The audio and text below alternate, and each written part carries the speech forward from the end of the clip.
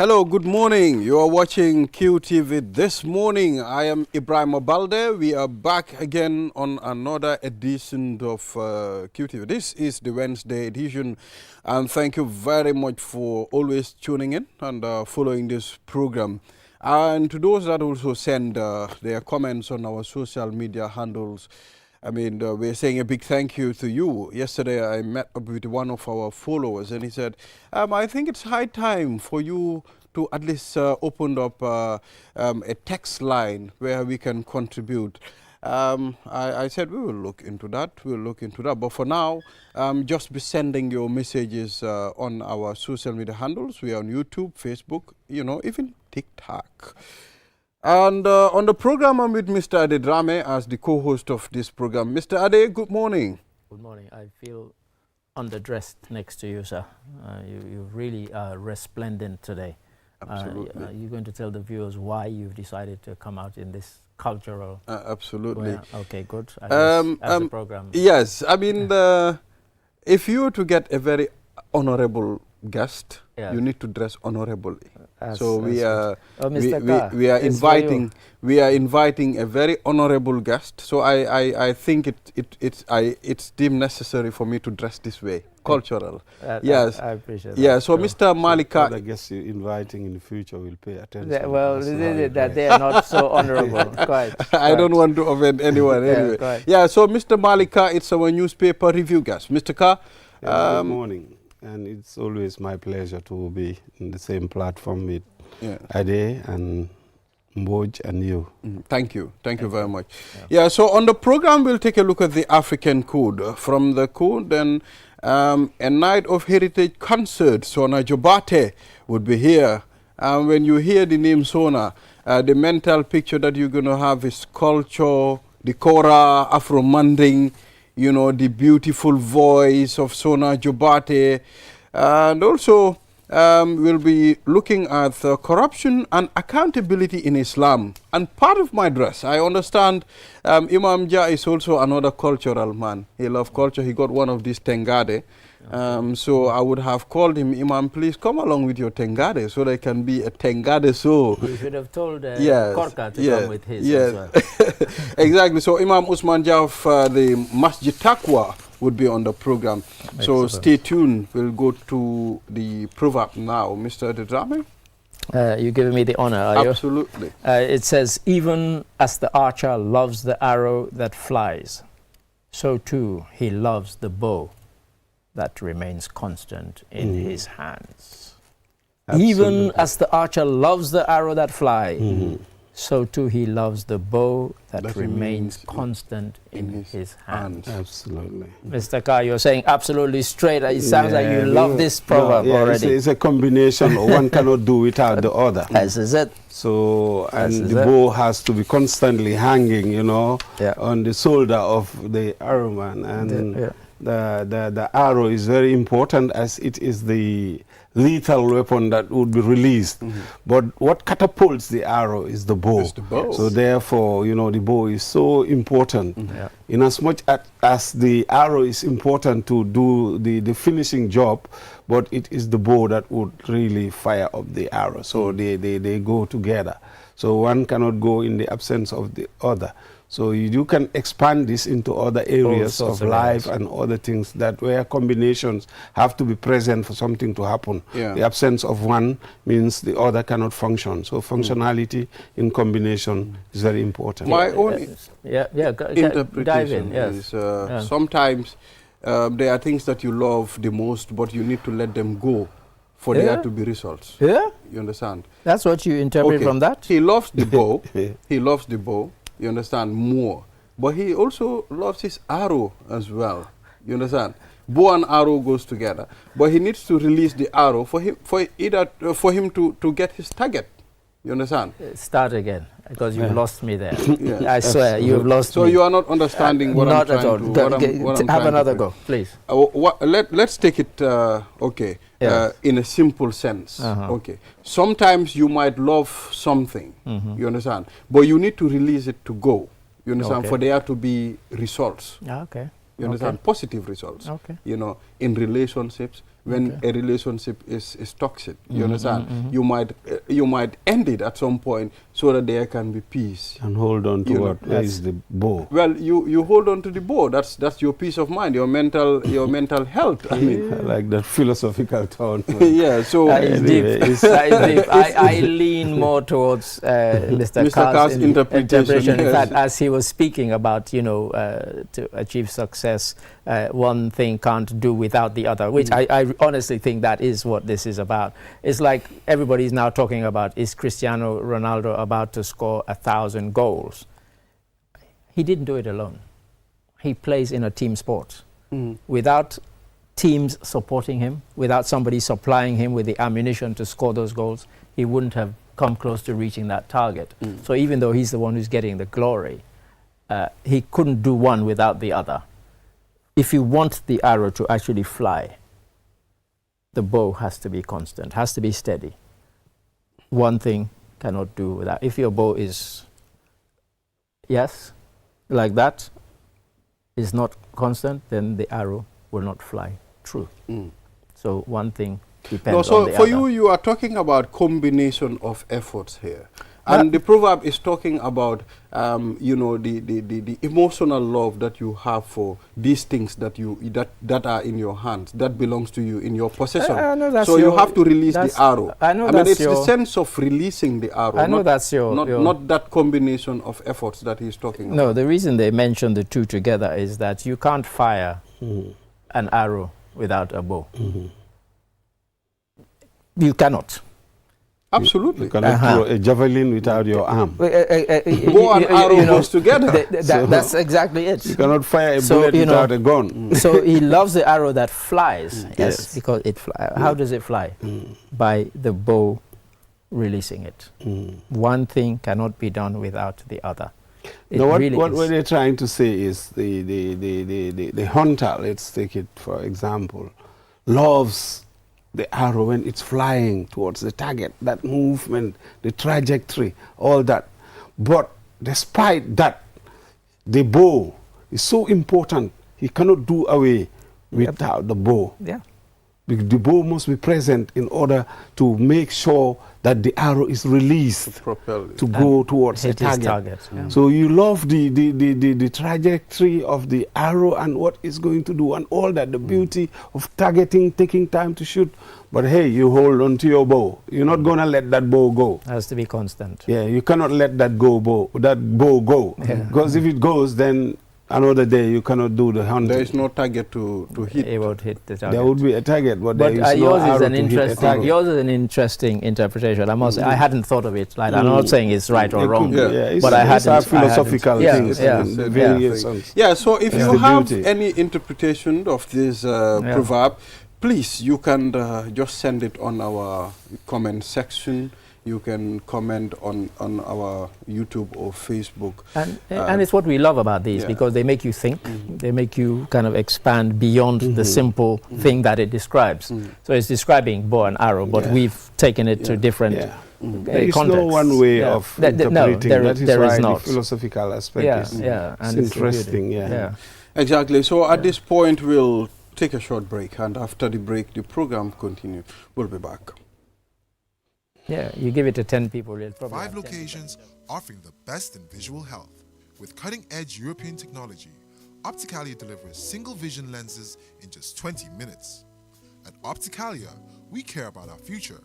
Eye exams are free for individuals under 18, ensuring everyone has access to quality eye care. But it's not just about vision. Opticalia also provides advanced audiology services to ensure your hearing health is in the best hands. Our audiology services offer European standard hearing aids and diagnostics, ensuring everyone can hear clearly. Whether it's testing or treatment, you can trust Opticalia for your auditory care. Opticalia offers European standard products, fair prices, and exceptional value all under one roof. Visit Opticalia at the Tropic Shopping Center near Senegambia or call us on 7767-121 or at any of our regional branches. Banjul 7767-126, Brikama 7767-123, For the Fenyi, 7767-124. Basse, 7767-125. Opticalia. Love what you see and hear. Naine dake network koto mi yalonko wole warta nyimbanko kan adung adabe soniaring wole nyama. Imuna fang telefono la mi yalonko abe seniaring adung internet wobe tariaring. Nyindung kiusel dorne sinyin nati aleno. Ibori yela kiusel line ota. Customer care mi suti atima. Bi. Kiusel network ko mi warta network ko beti adung adabe soniaring. Kiusel sunu boss. Ntolenga silo walang dulia bulan noma. QCell.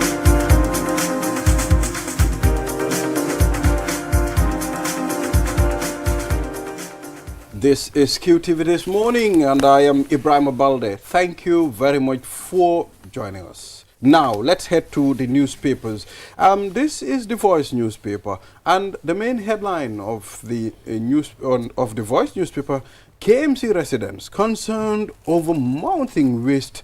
$180 million is packed project. I've seen a sort of a demonstration going around. Youth gathered, and they were marching towards the park. I mean, where waste have been dumped. According to them, some of the waste that are being deposited in that park, it's really bringing a lot of issues, and sometimes the burnt or sometimes the smelly waste caused a lot of havoc for them. Mr. Carr, the intention of KMC was to make sure they contain the waste within the KMC, but here residents are complaining about the dangers. Yeah, I can understand that as an initial measure when they came into office the first time round, because I remember at that time, it was completely messy. You would drive past there, the smoke that comes out of there, you can hardly even drive around that area. The smell, is so, you cannot even drive around that area. But for the long term, they should really look to really relocating that site, because that area is densely populated now. The population have, increased, and at the time when they identified that site as a dumping site, there was not that many people living around. The hazardous emission coming from there, because when you talk about the emission, it's not just the smoke, but the things that are being burnt. Sometimes they are not visible to the naked eye, but they are very toxic. And children can easily have, lung diseases, not just children, but people that live around the dump site, never mind the smell that comes out of there. So I think government should work into phasing out. That is beyond KMC's remit. It's such a massive kind of responsibility. Definitely central government should step in to find a relocation and also look at different ways of processing waste. It's about time we start separating waste and processing it. Some we can even use to generate energy. So there are different methods that is available. With all these climate conferences, they can go and present a case for the dump site, secure some funding and relocate it and process. And most of the waste is biodegradable. The non-biodegradable, they look at methods or even stopping some of them coming to the country. Yeah, so... Yeah, if I can jump in, because I think if we look at the headline, there's a comma there. They actually complain about two different things. They complain about mounting waste, and they're complaining about a $180 million park project that doesn't appear to have gotten anywhere. So it's two things that they're complaining about. It's not one thing, because this is the KETP project. There was meant to be this new park that was going to be built at a cost of $180 million, and they're saying, where is it? And what's interesting about this article is they've kind of framed it. If you read the article, it's interesting how they framed it. It says they have come under scrutiny barely 2 months after Mayor Bensouda announced his intention to contest the presidential election. So they're kind of looking at they're scrutinizing the political angle. The political angle. What have you done? as mayor that makes you think you can one day be president. And so that's the kind of context in which the article is framed, because I read it just before. Yeah, I think genuine as it may be, those protesting can also have political motives. That's right. So, but nonetheless, the site as a dump site is a national concern, and it ought to be addressed. How? There are different ways of addressing it. You know, especially the use of donkey carts. You know, I'm a huge fan of animal rights, protected the way they treat these animals, and also using them. I think we should phase that out. It's about time. For God's sake, we live in the 21st century. And exactly. For me, I have two concerns. I mean, Mr. Carr, you talked about moving the dump site to a certain location. We all understand when the dump site was, was planned for Bakote. By then, it wasn't that populated, and now it is populated. Once it's moved to another location, we're still going to have the same problem in the future. You understand? And my second concern is, we all understand how governance work in this country. We all understand, okay, if your party is not the one running this certain council, the problem that we're going to have is the government is going to leave everything to you. You know, I've not heard the government talking about Bakote dump site.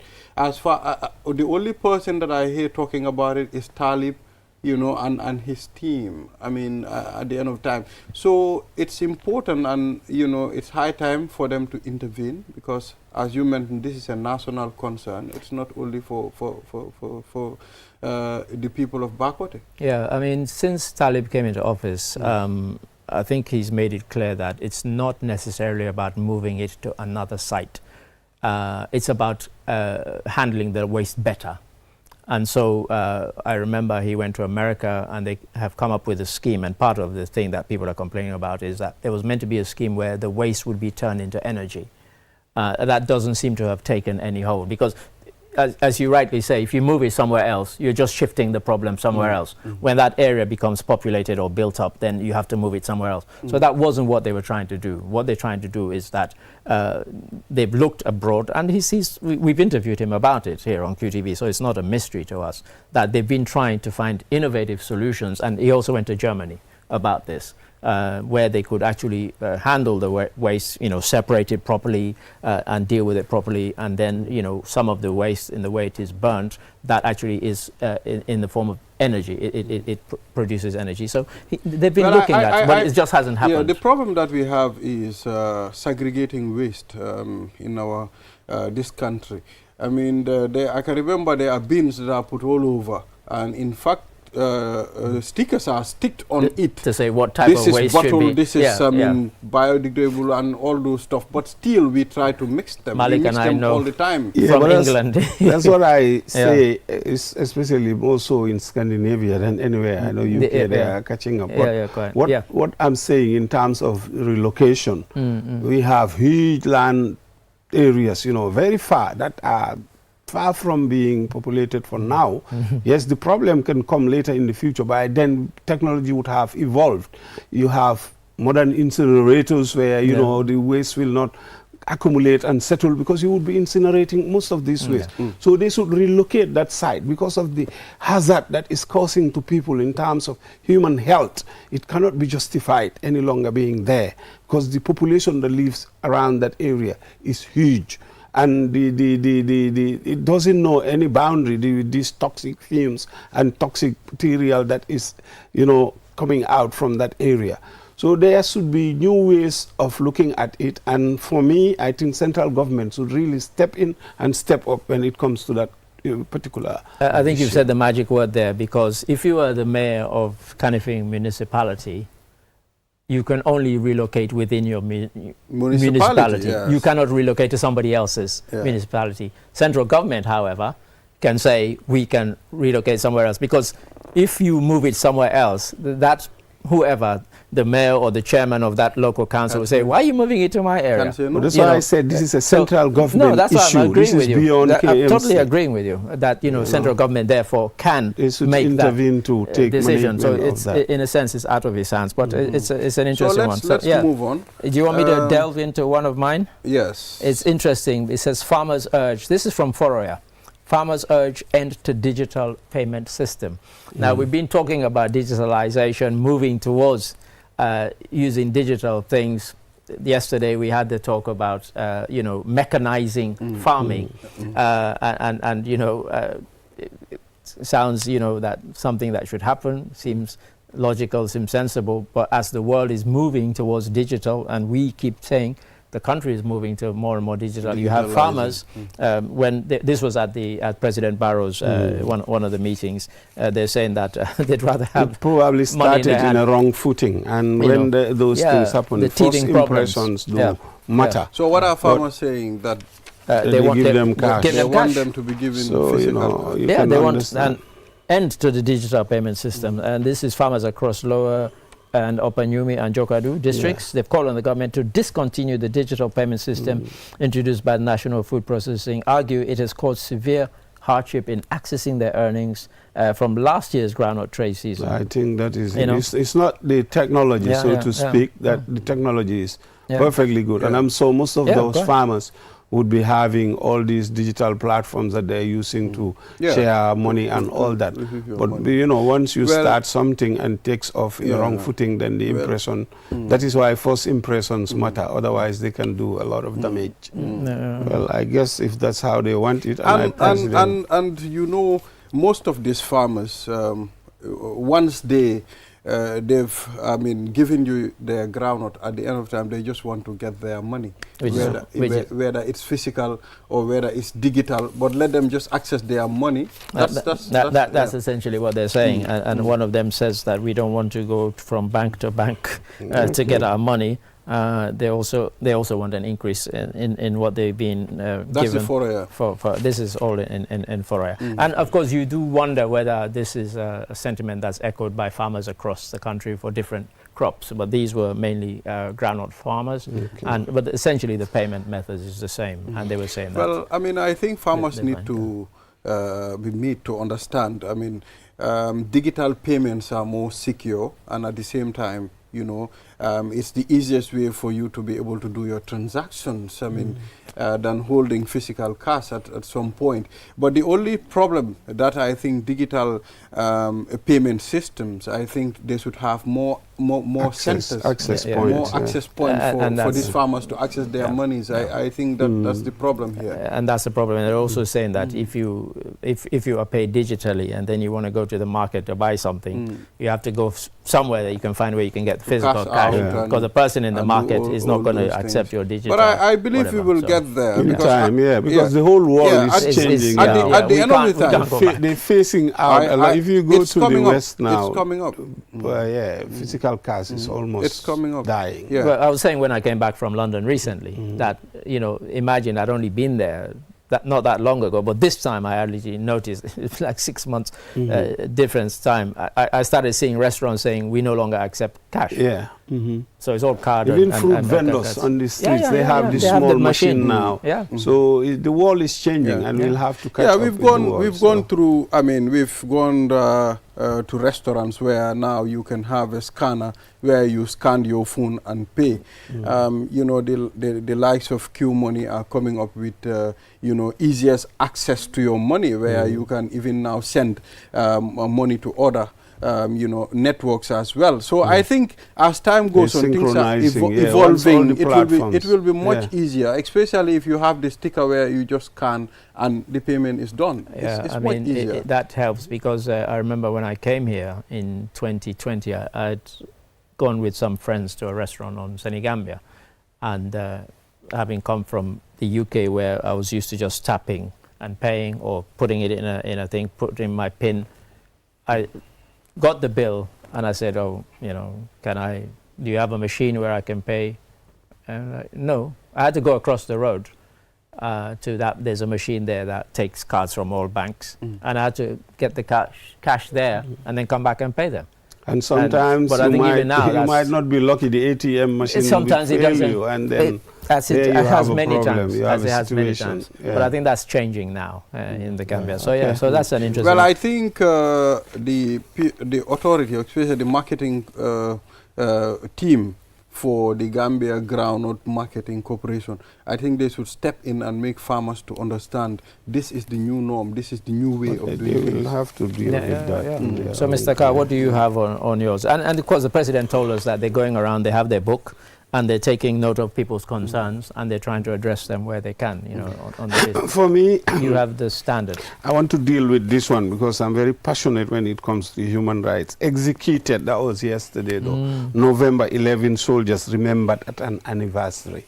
Yeah. You know, these were very young soldiers who were disarmed, you know, stripped naked. It just brings back the theme that's been ongoing as to regarding, is you it know, the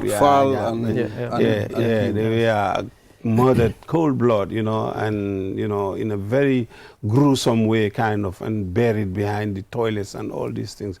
It just goes to refresh, you know, our memories about the type of regime that we had here that was very brutal, and the reason why people are asking for accountability, you know, before even talking about reconciliation and all that. Justice have to prevail, because there are a lot of people that have not had closure as yet with regard to their families. So when they talk about ex-President Yahya Jammeh in a romantic way, you know, it baffles a lot of people because of the things, the type of crimes that he has committed. And November 11 will always remember. So for me, my take is, I mean, recently I've seen people hanging flags of APRC preparing for the coming back of former President Yahya Jammeh, the dictator.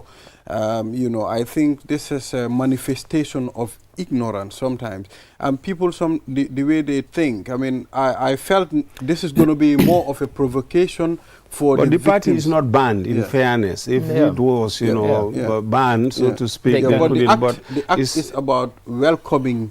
Yeah, but because flags being hung is normal. It's not banned. If it was banned, man, I don't have issues with those cosmetic issues. I'm dealing with the nitty-gritty of the whole subject. That is the protagonist himself, that is Yahya Jammeh, and the crimes that he has committed. He must be held accountable to those crimes. And what's interesting is that the people who are advocating for his return, the letter that they sent to the President, to the EU and all these others, said that as far as they are concerned, the TRRC sittings and all its findings are null and void, to quote them.